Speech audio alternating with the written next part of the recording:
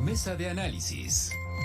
Gracias por continuar con nosotros y como es habitual a esta hora en Mega Noticias, nos vamos directo a nuestra mesa de análisis. Le doy la bienvenida a Víctor Ronquillo, periodista y escritor especialista en temas de narcotráfico. ¿Qué tal, Víctor? ¿Cómo estás? Buenas tardes, pues aquí con mucho gusto de saludarlos a ti y a tu público. ¿Qué tal? Muchísimas gracias, Víctor, y también le doy la bienvenida a César Gutiérrez Priego, abogado especialista en Derecho Penal, Militar y Seguridad Nacional. ¿Qué tal? ¿Cómo estás, César? Gracias por estar con nosotros. Al contrario, Alberto, un placer. Te saludo a ti y saludo a Víctor. Quiero empezar con Víctor. Víctor, cada fin de semana es verdaderamente dramática la cifra de muertos que se acumulan viernes, sábado y sobre todo en domingo. Superan los 220 muertos en fin de semana. Este fin de semana fue de 226.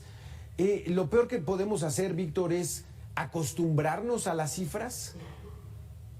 Yo creo que sí, yo creo que no nos hemos acostumbrado. Lamentablemente, pues tenemos que hablar, como tú lo decías antes de entrar al aire, una semana sí y otra también de lo que podríamos considerar el horror nacional, ¿no? Creo que no podemos acostumbrarnos a ello, pero creo que también es necesario que desde los medios, desde la academia, propongamos perspectivas diferentes para el análisis de estos hechos.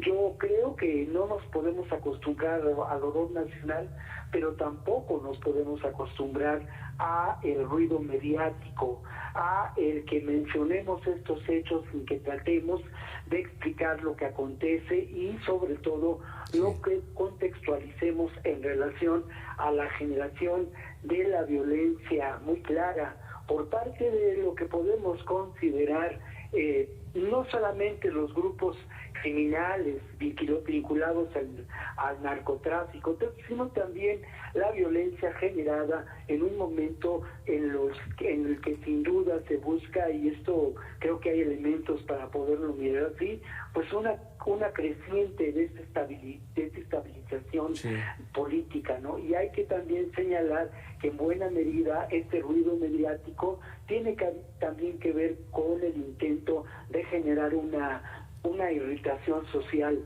Es muy peligroso lo que estamos viviendo, porque además de la violencia tenemos estos dos elementos que yo coloco sobre la mesa para el análisis. Exactamente, ahorita regresamos con ese punto. Déjame preguntarle a César Gutiérrez. Es un ruido mediático, dice Víctor, pero pues los medios, ¿qué hacemos? O sea, este fin de semana en Comonfort, Guanajuato, sujetos entran a una casa y matan a 5 miembros de esa familia, 2 menores de edad. O sea, ¿qué podemos hacer, César?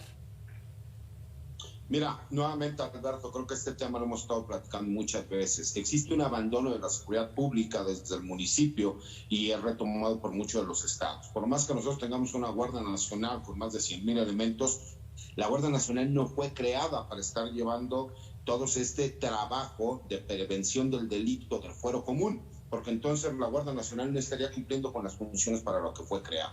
2, tenemos que entender, y es lo que yo te decía, está muy focalizado los puntos en donde las diferentes regiones del país, el crimen organizado tiene aumentos significativos. Y esto, por supuesto, que es un tema, y es un tema de mayor relevancia también porque venimos en tiempos perversos que son tiempos políticos. Pero la realidad es, y vuelvo a poner el tema sobre la mesa, para todas aquellas personas que critican el hecho y la creación de la Guardia Nacional y que se haya utilizado a elementos de las Fuerzas Armadas, de la Marina, del Ejército, pues por supuesto que les digo, díganme entonces qué fuerza de seguridad pública le puede hacer frente a los delincuentes si ya vimos que las secretarías de seguridad municipal están rebasadas y gran parte de las entidades federativas con las secretarías de seguridad estatales no tienen la capacidad de reacción para hacerle frente a estos grupos criminales. Creo que es una responsabilidad compartida que tiene que ser desde el punto de vista geopolítico analizado. ¿Por qué? Porque lamentablemente la seguridad pública en el país no es un buen negocio para los políticos,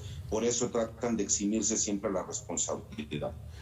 Víctor, regresando al tema del ruido mediático, ¿qué pudiera ocurrir que los medios de comunicación o qué estrategia deberíamos seguir ante esta ola horrenda de cifras de asesinatos que no sabemos si son del crimen organizado, del fuero común, pero que son mexicanos que mueren todos los días? Es muy lamentable lo que ocurre y nos debe provocar mucho dolor, ¿no? Son mexicanos y detrás de estas muertes hay una enorme tragedia, ¿no? Esto es innegable, pero me parece que la estrategia que tenemos que seguir en los medios es ir más allá del mero impacto, otra vez mediático. Tenemos que generar lo que tú estás haciendo en este ejercicio al que nos has convocado. Tenemos que generar una reflexión en la que participe también el público, en la que de alguna manera nos atrevamos a mirar más allá de lo que parece evidente y que es el dolor y la pérdida de vidas. ¿A qué me refiero con ello? A plantear de manera diferente esta terrible realidad de la violencia en nuestro país. ¿Qué elementos hay que tomar en cuenta para un análisis de mayor profundidad ante estos hechos? Lo primero, ya lo mencionaba mi colega, que quienes hemos compartido pues este análisis que llevamos a cabo hoy, ¿no? Tenemos que mirar el asunto desde una perspectiva geopolítica y entender a qué intereses responde el tener a México sumido en una atroz violencia. Sí. Esto es lo primero. Y ahí sí, creo que es muy evidente que existe por una parte una economía del delito en donde participa el crimen organizado con la complicidad y la connivencia del poder político corrupto. Pero hay además otros intereses muy evidentes que tienen que ver, por una parte, con el negocio del narcotráfico, que es uno solo de los negocios de la economía del delito. Pero hay además, sin duda, una industria armamentista. Un amigo mío decía, y con mucha claridad, que los muertos que ocurren en estas masacres y estos tiroteos que se llevan a cabo lamentablemente en Estados Unidos desde hace décadas y las matanzas que ocurren en México, pues ocurren y se dan con las mismas armas. ¿Y quién es beneficiario de esta realidad? Pues sin duda la industria armamentista. Y si hablamos de la industria armamentista, hablamos de una de las bujías de la economía de Estados Unidos desde finales de la Segunda Guerra Mundial. La industria armamentista es uno de los grandes elementos generadores de recursos económicos para Estados Unidos.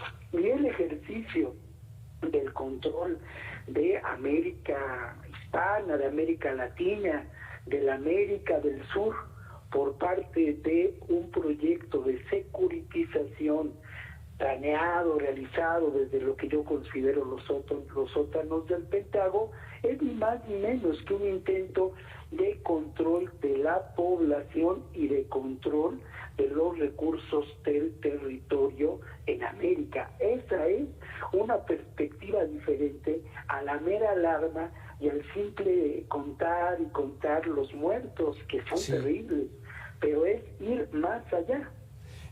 Exacto, entonces quizá vayamos con esos intereses comerciales que tienen particularmente la industria armamentista y que es muy fuerte, como dices, Víctor, pero el Estado mexicano no lo sabe y no lo puede evitar, César Gutiérrez.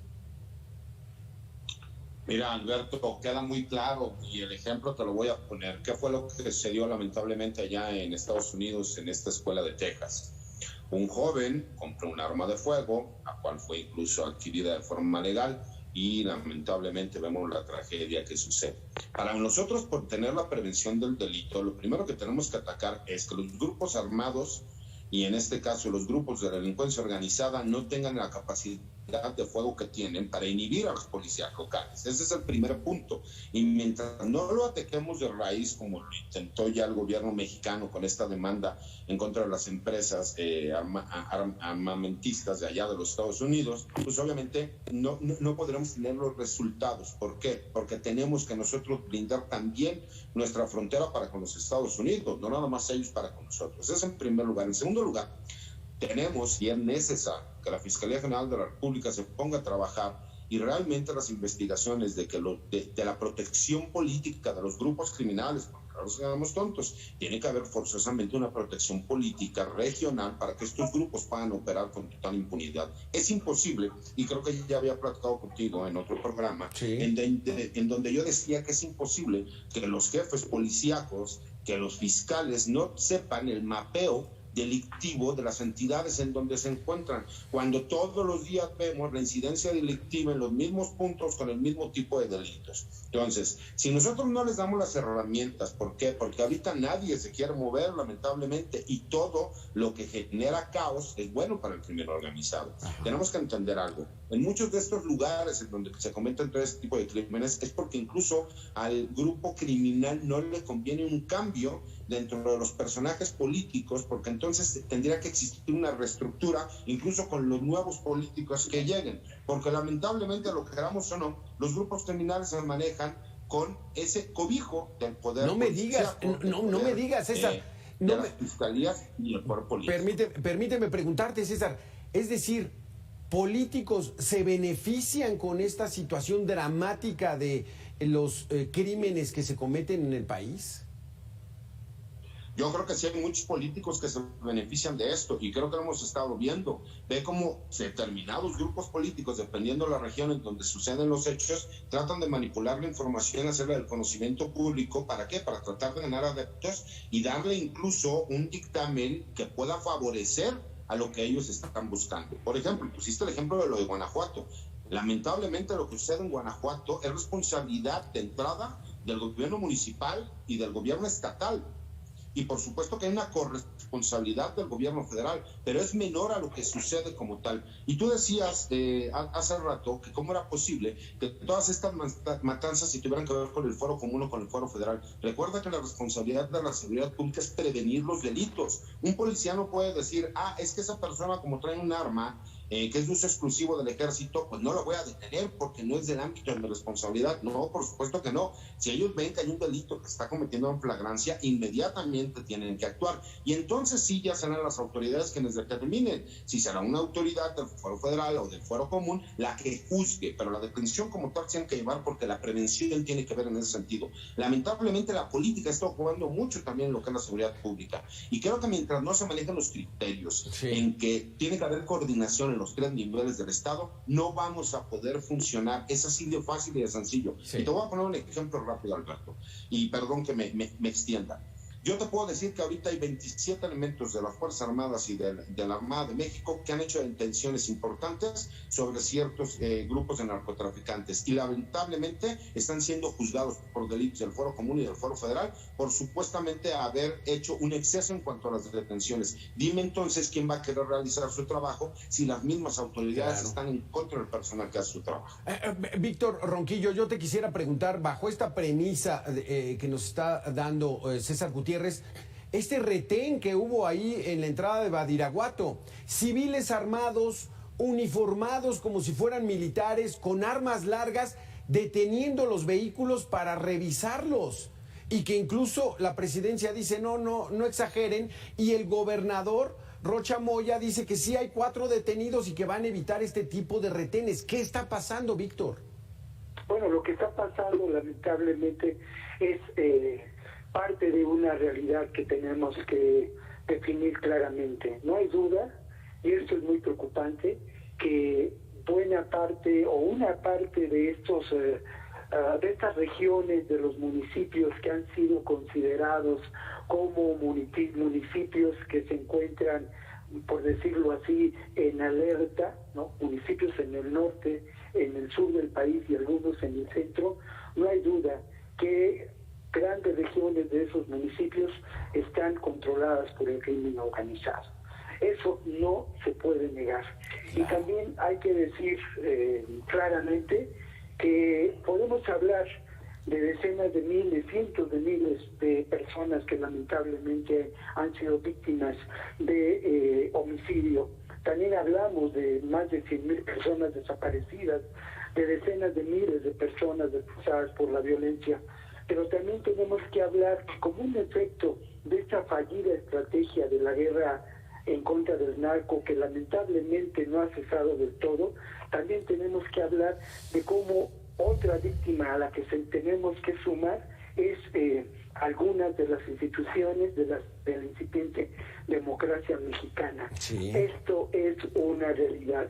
Y a todos nosotros, digamos a los reporteros que hemos recorrido regiones de Michoacán, regiones de la frontera sur en Chiapas, regiones del norte de nuestro país, en las fronteras de Baja California, de Chihuahua, de Sonora, a todos nosotros nos ha tocado pasar lamentablemente por estas revisiones. Esta es una realidad que hoy alcanza niveles, digamos, en los medios de importancia y de relevancia, porque ocurre con lo que puede considerarse el grupo de reporteros que acompañan al presidente.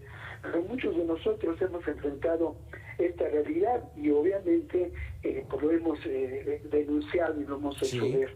Creo que bajo esa óptica es que tenemos que mirar lo que está ocurriendo, ¿no? Ahora, ¿qué propicia este control territorial? Pues sí, es una obviedad, sin duda, los grupos beneficiarios que mantienen un control político que les beneficia económica y políticamente. ¿Quiénes? Este poder lamentablemente corrupto que se encuentra en el campo político en México y que no es de un solo partido, es de diferentes partidos. Lo que ocurrió en Michoacán con Aureoles es clara evidencia de estos hechos. Lo que ocurre en Tamaulipas con García Cabeza de Vaca es evidencia de estos hechos.